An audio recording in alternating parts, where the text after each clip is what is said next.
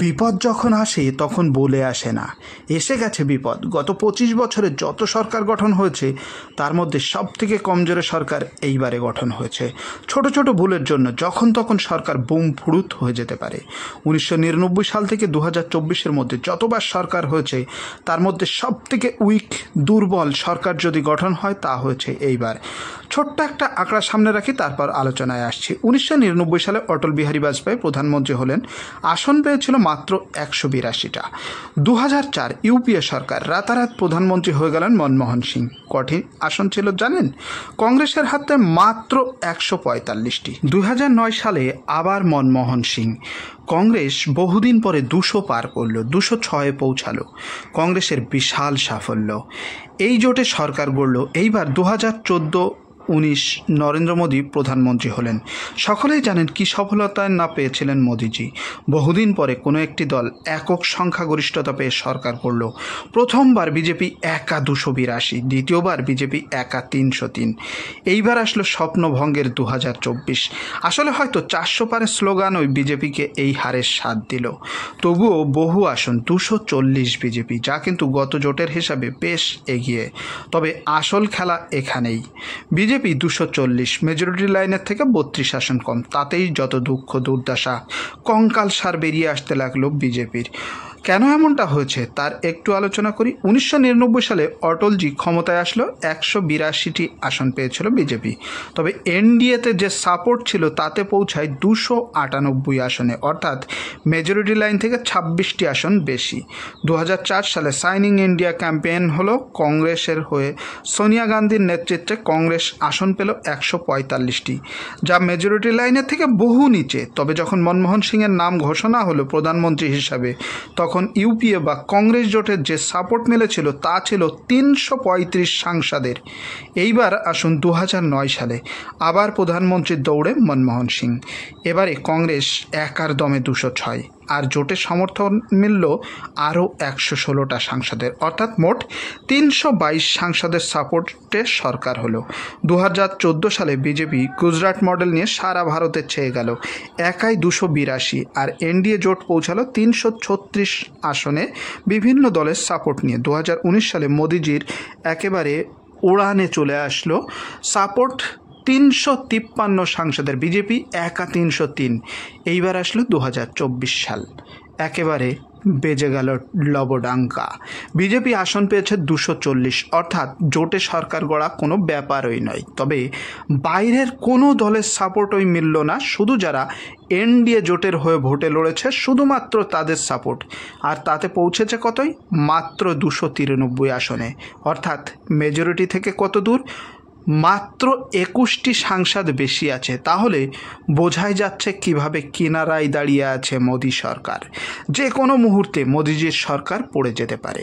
অনেকেই ভাবছেন বেশ কঠিন, তবে 1998 সালের পরে সংসদে এইবার সবথেকে কঠিন বিপক্ষ। 1998 সালে সরকার গড়েছিল অটলজি, তবে 13 মাসের মধ্যে সরকার পড়ে গিয়েছিল। 265 জন ছিল বিপক্ষ জোটে, আর এইবার শুধু ইন্ডিয়া জোটের হাতেই রয়েছে বিপক্ষ আসনে 234টি আসন। বাকি আরও 16টি আসন রয়েছে যারা আদার্সে রয়েছে, কোনো জোটে নেই। তারাও কিন্তু কোনো সাপোর্টে নেই, কিন্তু ঝোঁক বুঝে মক্ষম চাল চালবে তারাও। অর্থাৎ তাদেরকেও যদি বিপক্ষ ধরেই এগোনো যায় তাহলে 250 জন সাংসদ বিরুদ্ধে বসবেন।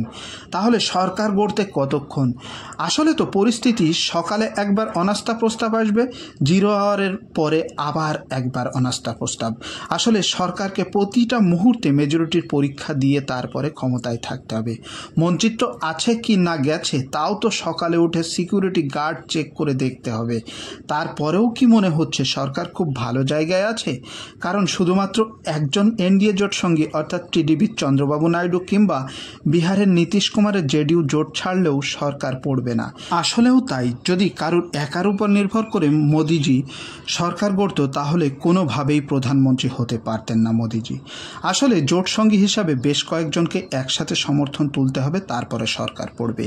এই ব্যাপারটা বেশ ইন্টারেস্টিং হবে। যদি এনডিএ জোট দাঁড়িয়ে থাকলো সহযোগী হিসাবে আর ওইদিকে বিজেপির মধ্যেই ভাঙন ধরে, তাহলে কিন্তু রক্ষে নেই। হ্যাঁ, নীতিশ নাইডু একসাথেই থাকলো, এদিকে একের পর এক বিজেপি সাংসদ যদি পদত্যাগ করে তাহলে কি হবে?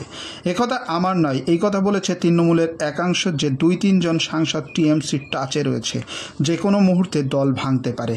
আবার মহারাষ্ট্রে তো একেবারে খালবালি বেজে রয়েছে। যত নেতামন্ত্রী দলবদল করেছে তাদের অধিকাংশ আবার উদ্ধব ঠাকরে এবং শরদ পাওয়ারের সাথে যুক্ত হতে চাইছে। তার থেকেও বড় কথা, রাহুল গান্ধী বলেছেন বেশ কয়েকজন এনডিএ জোটের সমর্থক অর্থাৎ বিজেপি সমর্থক ইন্ডিয়া জোটের সংস্পর্শে রয়েছেন, অর্থাৎ কংগ্রেস জোটের সংস্পর্শে রয়েছে। এই কথা কিন্তু রাহুল গান্ধী বলেছেন। তাহলে কি ইন্ডিয়াতে বড় খেলার আশঙ্কা রয়েছে? ইন্ডিয়া জোটের হয়ে কি আবারও পুরনো ফর্মে ফিরবে রাহুল গান্ধী? যে কোনো মুহূর্তে নরেন্দ্র মোদীর প্রধানমন্ত্রী এলবিডব্লিউ আউট হয়ে যাওয়ার সম্ভাবনা রয়েছে। ফিরতে পারেন প্যাভিলনে নরেন্দ্র মোদী। দেখুন, সবাই উৎসুক হয়ে চেয়ে আছে টিডিপির হাতে স্পিকার দেবে কিনা সেই দিকে। আসলে খেলা হচ্ছে অন্য জায়গায়। তাহলেও আরএসএস বনাম গুজরাটি, বিজেপির প্রেসিডেন্ট পদে বসে থাকা জেপি নাড্ডার সময়কাল শেষ হতে চলেছে। নরেন্দ্র মোদী আপ্রাণ চেষ্টা চালাচ্ছেন নিজের পছন্দের কাউকে আবার প্রেসিডেন্ট পদে বসিয়ে দেবেন, নয়তো 6 মাস এক্সটেনশন দেবে জেপি নাড্ডাকে। আর ওইদিকে আরএসএস প্রধান মোহন ভাগবতের একই কথা। এবারে বিজেপির প্রেসিডেন্ট আরএসএসের সাথে মিটিং করে না করলে, আরএসএস প্রধানদের কথায় বা সিদ্ধান্তে গুরুত্ব না রাখলে গুজরাটিগিরি শেষ হয়ে যাবে। আসলেও তো তাই। ভোটের মধ্যেই জেপি নাড্ডার মুখে শোনা গিয়েছিল এখন আর বিজেপির আরএসএসের প্রয়োজন নেই। তাহলে মেজরিটি না পাওয়া বিজেপির শীর্ষ নেতৃত্ব যে বদল হবে তার তো পূর্বাভাস পাওয়াই যাচ্ছে। এইবার কথা হতে পারে কতদিনে বদল হবে, সেটা অনেকটা বিপক্ষের উপর নির্ভরশীল। যদি বিপক্ষ যেভাবে স্ট্রংলি দাঁড়িয়ে আছে সেইভাবে দাঁড়িয়ে থাকে তাহলে সামনের কয়েক মাসের মধ্যে পরিবর্তন দেখা যাবে। কিভাবে পরিবর্তন হবে? সরকার গড়েছেন নরেন্দ্র মোদী, প্রধানমন্ত্রী হয়েছে তিনি, তবে প্রতিনিয়ত কঠিন চাপে থাকতে হবে তাকে। দল জিতলেও চাপে তিনি, বাইরেও চাপ, বিপক্ষের চাপ, আরএসএসের চাপ। এইবার কথা হচ্ছে কখন থেকে এই চাপ অনুভব করবে নরেন্দ্র মোদী। তা তো অলরেডি শুরু হয়ে গিয়েছে 4 তারিখ থেকে, যখন থেকে 240 তখন থেকেই শুরু। তারপরে একে একে সব বেরিয়ে আসছে। এনডিএ জোটের সরকারের জন্য নীতিশ কুমার এবং চন্দ্রবাবু নাইডুর সাহায্য নিয়ে তারপর প্রধানমন্ত্রী। এখন সকলের চোখ স্পিকার পদের জন্য। স্পিকার সম্ভবত বিজেপির থেকেই হবে এবারেও।